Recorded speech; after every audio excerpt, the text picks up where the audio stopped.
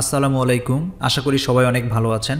আজ আমি আপনাদেরকে গুগল শিট থেকে পিভট ফাংশন ইউজ করে কিভাবে sales person, region, payment type বা এনি ক্যাটাগরির টোটাল সাম বা পার্সেন্টেজ অফ শেয়ার এগুলো খুব সহজে আপনি বের করতে পারবেন, সেগুলো আজ আমি আপনাদেরকে দেখাবো। সো শুরু করা যাক। এখানে দেখুন, প্রথমে আমার র ডাটা আছে। এখানে sale person, region, payment type, এখানে বিভিন্ন ক্যাটাগরিতে এদের ইউনিট প্রাইস কত, কত রেভিনিউ এসেছে, এখানে সব ডাটা আমার র ডাটাতে এগুলো সব আছে। তো আমরা জানি পিভট টেবিলের ক্ষেত্রে কোনো গ্যাপ, কোনো ব্ল্যাঙ্ক সেল রাখা যাবে না, প্রতিটা ঘরেই এবং একটা হেডার থাকতে হবে। শিটটা ওপেন করার পর প্রথমে আপনাকে শিটটা সিলেক্ট করে নিতে হবে। এক্ষেত্রে আপনি যদি কন্ট্রোল এ প্রেস করেন তাহলে কিন্তু আপনার শিটের যতগুলো আছে এখানে সবগুলো সিলেক্ট হয়ে যাবে, ঠিক আছে। অথবা আপনি এইভাবে ধরে নিয়ে এইভাবে সবগুলো সিলেক্ট করে নিতে পারেন, ঠিক আছে। আপনার যেভাবে ভালো লাগে আপনি নির্দিষ্ট এরিয়া বা কন্ট্রোল এ প্রেস করে আপনার যে এরিয়ার মধ্যে পিভট টেবিলটা আপনি ইউজ করতে যাচ্ছেন সেটা প্রথমে সিলেক্ট করে নেবেন। সিলেক্ট করে নেওয়ার পর আপনি ডাটা যে অপশনটা আছে এখানে ক্লিক করুন, তাহলেই আপনি এখানে পিভট টেবিল নামে যে অপশনটা আছে সেটা পাবেন। তারপর আপনি পিভট টেবিল অপশনে ক্লিক করবেন। তারপর পিভট টেবিলের পর সামারি যে রিপোর্টটা আসবে সেটা আপনি এই শিটেই দেখতে চাচ্ছেন তাহলে এক্সিস্টিং শিটেই ক্লিক করবেন।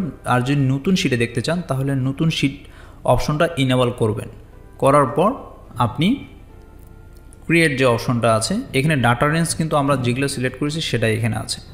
এখানে ক্রিয়েট অপশনে যদি ক্লিক করেন তাহলে নতুন একটা শিট দেখবেন এই দুটোর মাঝখানে ক্রিয়েট হয়ে যাবে। সো আমি এখানে একটা ক্রিয়েট অপশনে ক্লিক করলাম। দেখুন পিভট টেবিল 2 একটা অপশন এখানে ক্রিয়েট হয়ে গেল, নতুন শিট একটা ওপেন হয়ে গেল। এখানে রো, কলামস, ভ্যালুস অপশনগুলো আছে সেগুলো ডান সাইডে দেখাবে। তো এখান থেকে কিছু সাজেশন দেয়াই থাকে যে আপনি কোনটা করতে চাচ্ছেন। এগুলাতে আপনি যদি ক্লিক করেন তাহলে অটোমেটিক চলে আসবে। Suppose some of quantity for is reason, আপনি যদি এখানে ক্লিক করেন অটোমেটিক কিন্তু এই জিনিসটা চলে আসলো, ঠিক আছে। যে প্রতিটা রিজন কত কোয়ান্টিটি সেল করেছে এটা কিন্তু এখানে চলে আসলো। সাপোজ ওখানে সাজেশনে যেটা ছিল, এই যে সাজেশনগুলো নর্মালি এখানে থাকে, এইভাবে আপনি আপনার মতো করে ডিজাইন করবেন।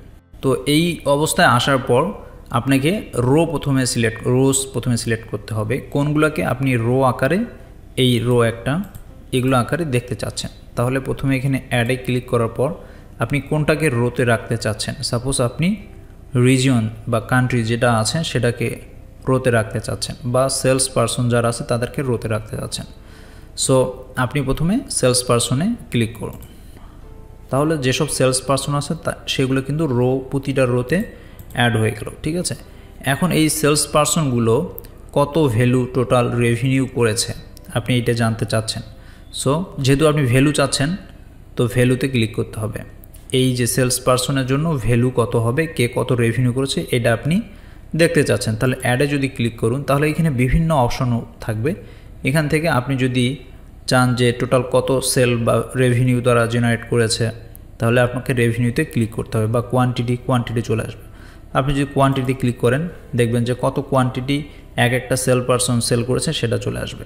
আপনি যদি চান যে এগুলো রেভিনিউ, কত রেভিনিউ সেল করেছে সেটাও চলে আসবে। অ্যাড ভ্যালুতে এসে আপনি যদি রেভিনিউয়ে ক্লিক করেন দেখবেন যে সাম অফ রেভিনিউ এখানে চলে আসলো। সো এভাবে আপনি রোতে সেলস পারসন এবং ভ্যালুতে এসে আপনি কোয়ান্টিটি এবং রেভিনিউটা এইভাবে আপনি করতে পেরেছেন। এখন আপনি সাপোজ চাচ্ছেন যে কলামে অ্যাড করবেন, কলাম যেগুলো আছে এই কলামগুলোতে সাপোজ বি, সি, ডি, এই যে কলামগুলো আছে এই কলামগুলোতে আপনি কোন প্রোডাক্টটা কত সেল করেছে এইটা কলামে রাখতে চাচ্ছেন, এই কলামগুলোতে এটা দেখাবেন। সেক্ষেত্রে আপনি কলামে অ্যাড অপশনে এসে যদি প্রোডাক্ট যে নেম আছে এগুলো যদি আপনি সাপোজ দেখাতে চান তাহলে আপনি প্রোডাক্ট নেম বা ক্যাটাগরি, কোন ক্যাটাগরি সেটা যদি দেখাতে চান এটাতে আপনি সিলেক্ট করবেন। তাহলে আমি প্রোডাক্ট সাপোজ নেমে সিলেক্ট করলাম। তাহলে দেখবেন এইখানে যে প্রোডাক্টগুলো আছে সাপোজ বিয়ার, কোন পার্সন মানে কোন সেল পার্সন কতটা সেল করেছে সেটা কিন্তু এইখানে দেখাচ্ছে। ফিল্টার যদি করতে চাই, সাপোজ পেমেন্ট টাইপটাকে আমি ফিল্টার হিসেবে রাখতে চাচ্ছি যে কী টাইপের পেমেন্ট করেছে, আমি পেমেন্ট টাইপকে যদি ফিল্টার করে নিই তাহলে দেখবেন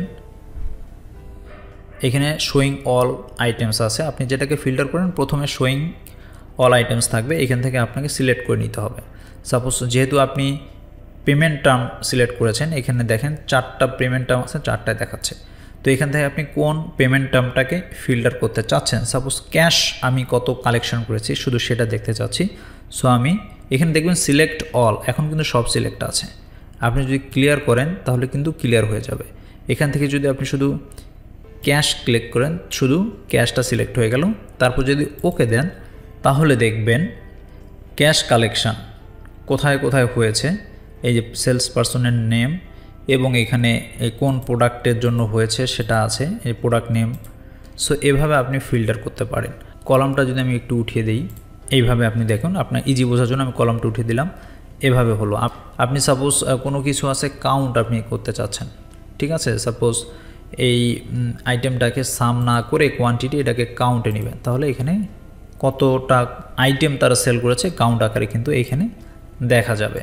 এটাকে যদি আপনি ডিসেন্ডিং করেন তাহলে দেখবেন যে ডিসেন্ডিং আকারে এগুলো সব শর্ট হলো। আবার সেলস পারসন যেটা আছে এখানে যে কাউন্ট, আপনি সাম অফ রেভিনিউ আকারে যদি তাদেরকে সাজান, এখন একভাবে তো আছে সাম অফ রেভিনিউ দিয়ে যদি সাজান দেখবেন যার রেভিনিউ সবার উপরে সে প্রথমে থাকবে।